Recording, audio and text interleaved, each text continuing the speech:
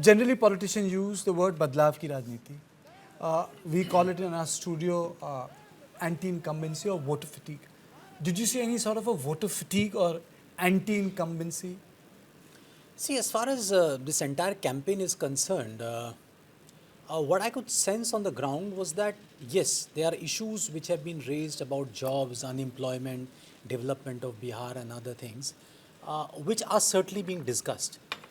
Tejashwi Yadav has promised one government job per every household.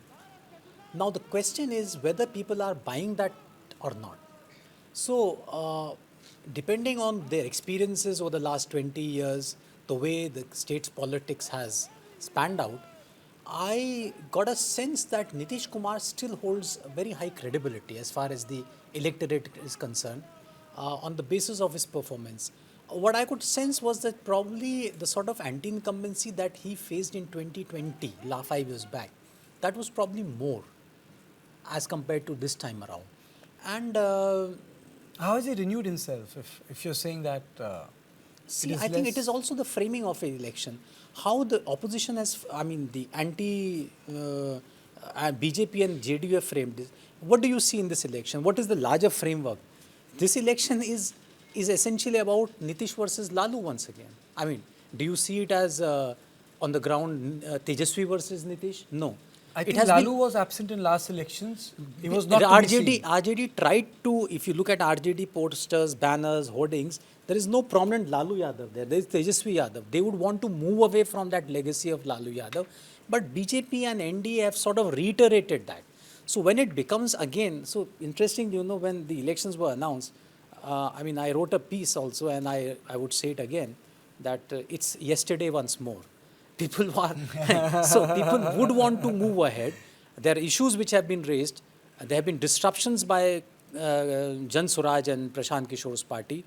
But then in the end, I had a conversation in Purnia, and then there was a motley group of youngsters from all OBC communities.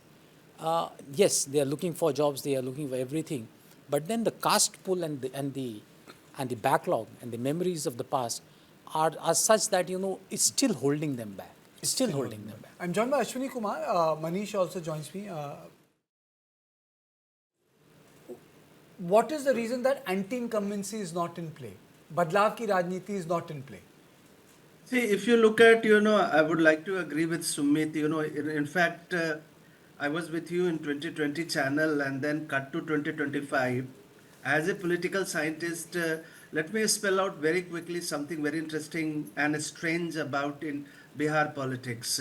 2020 was very fierce, almost what I called in my columns a sort of a youth insurgency.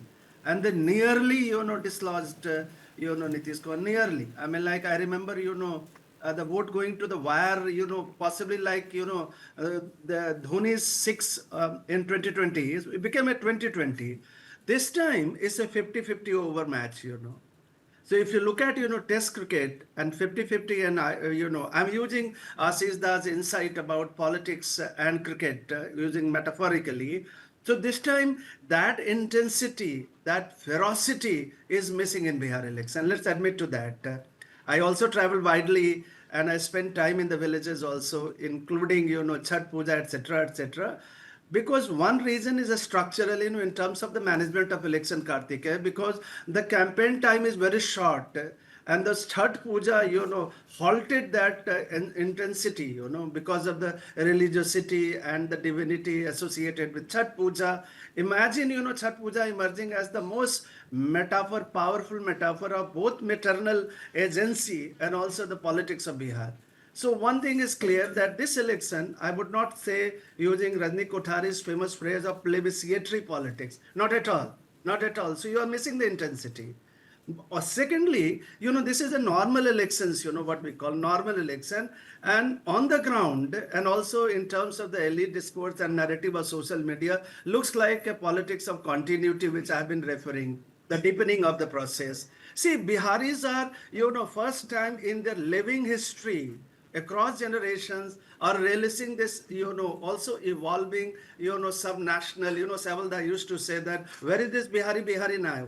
In fact, my new book is about, Bihari and, that Bihariness, evolving, Bihariness, So perhaps, this is something very interesting for Bihar. I guess we need to, work towards decoding this Bihariness. And that's why the ferocity gone. And then now the strange part of it.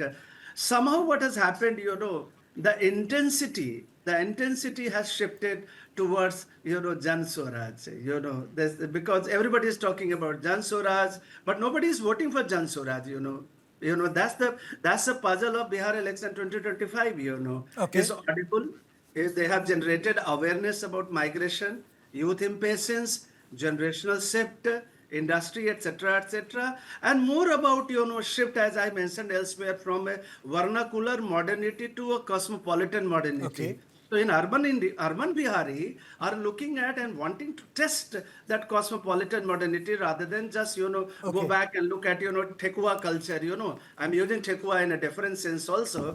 But, you remember, मारे गए गुलफाम में कहा उन्होंने कि बर्फी के सब रस ले गया मुनिया रे. So if Nitish Kumar was hobbled by his bad health, पिंजड़े में बंद थे Nitish Kumar, how did it happen that Nitish Kumar seems to be taking some rus of burfi? Oh, absolutely. Absolutely. Very, very well put, Professor.